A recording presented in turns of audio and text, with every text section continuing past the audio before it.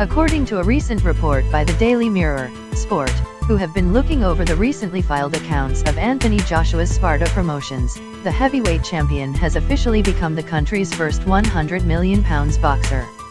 Joshua's business assets grew by over £60 m, £57.35 m, of which was netted from fights between February 2019 and 2020 alone, bringing their value to a massive £109 million.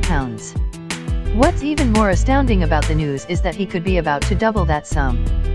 Currently behind him is UK boxing legend Lennox Lewis, who is reportedly worth £90 million.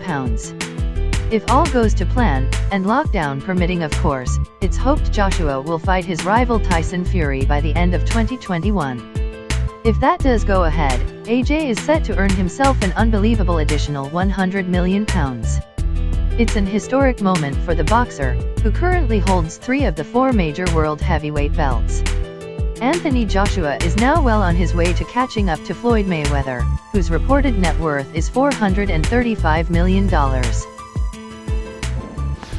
And one of the interesting things about Anthony Joshua is that he didn't have to create a gimmick to get that far up in the pay scale, or to be one of these athletes out here making a large amount of money. He didn't have to create a persona that was going to be that's basically would have been able to penetrate past a certain tax bracket.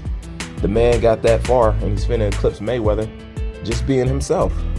Once again, that's a testament to how great UK and boxing is. You just appreciate it better over there. They appreciate boxing way more, and it shows, because he didn't have to do anything special. He didn't have to act like a clown. He didn't have to act like none of that. Actually, it's very rare that you are that popular being such a role model as Anthony Joshua is. It also introduced to you the reason, well, where majority of his hate comes from. I know a lot of people who don't mind people, or they don't mind what you're doing until they see you making some money or a lot of money.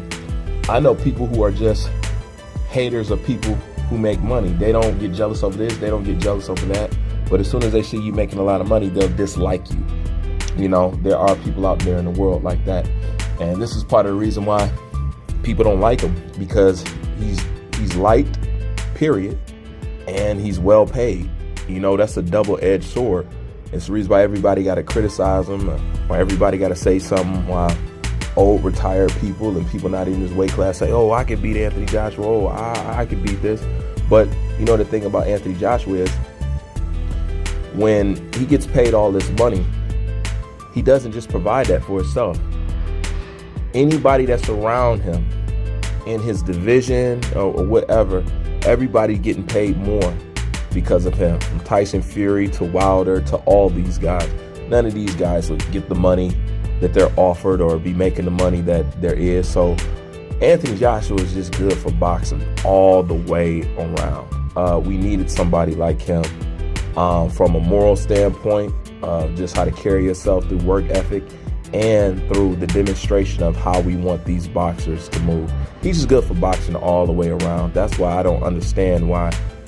I don't see how you can't support the guy. I don't see how you can't like the guy. I don't see how you can't appreciate what he's done. The way he's moved to his career and all the people that he has fought, it's been exciting, you know, and I'm grateful to have him in the sport, because we needed somebody to, you know what I'm saying, to wake this sport up and give it some attention.